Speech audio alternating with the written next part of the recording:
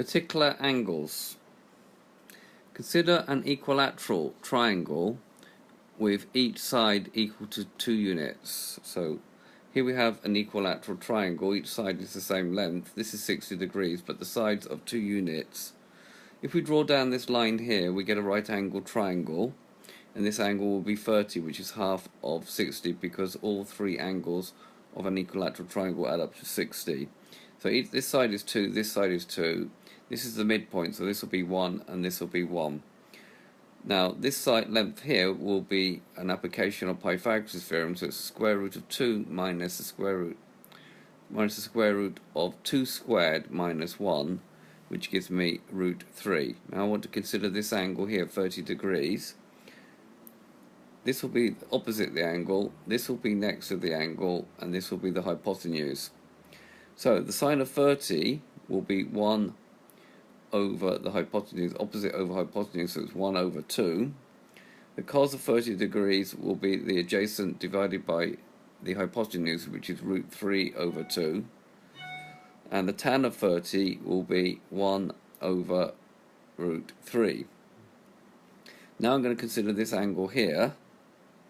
Sorry, this can be rewritten as root 3 over 3, because 1 over root 3, if you multiply top and bottom by root 3, you get root 3 over 3. Now I'm going to consider this angle here. So this will now be the opposite, so I'll label that in blue. This will now be the adjacent, and this will now still remain the hypotenuse. So the sine of 60 will be the opposite, which is root 3 over 2. The cos of 60 will be the adjacent over the hypotenuse, which is 1 over 2. And tan of 60 is going to be root 3, because that's going to be opposite over adjacent, which is root 3 over 1, which is root 3. Now consider a right-angled isosceles triangle with equal sides equal to 1 unit.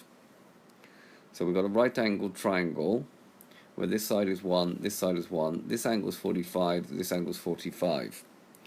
What will this length be? Well, that's just an application of Pythagoras. So it's going to be square root of 1 squared plus 1 squared, which is root 2. This is opposite, if I'm going to consider this angle here, and this will be hypotenuse. Although you could consider this angle, it doesn't really matter in this case because they're both 45. And this will be the hypotenuse. So can we write down the sine of 45, the cos of 45, and the tan of 45 using similar sort of ideas we just done before? Sine of 45 is opposite over hypotenuse, so that will be 1 over root 2, and you can multiply top and bottom by root 2 to get root 2 over 2. Cos of 45 will be 1 over root 2 again, so the same, which is root 2 over 2. And tan of 45 is opposite over adjacent, so it's 1 divided by 1, which is 1. Now this can all be put together in a table. So we've got sine, cos, tan, the angles in degrees, which is 0, 30, 45, 60, 90.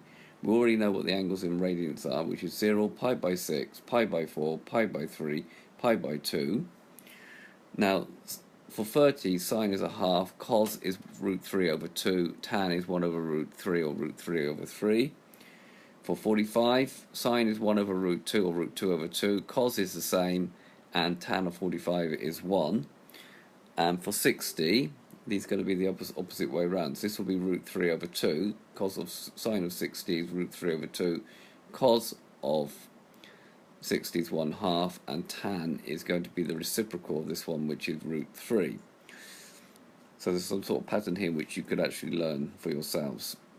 Now for 0, the sine of 0 is 0, the cos of 0 is 1, and the tan of 0 is 0. We'll look at these when you look at the graphs of sine, cos, and tan. And for 90 degrees, the sine of 90 is 1, the cos of 90 is 0, and tan is actually undefined, so it's said to be infinity. You will need to actually learn this table. It's very, very important in trigonometry to learn this table. It's not written on any formula booklet. Okay, so this has been a video to show you how to derive the particular angles of 0, 30, 45, 60 and 90 degrees.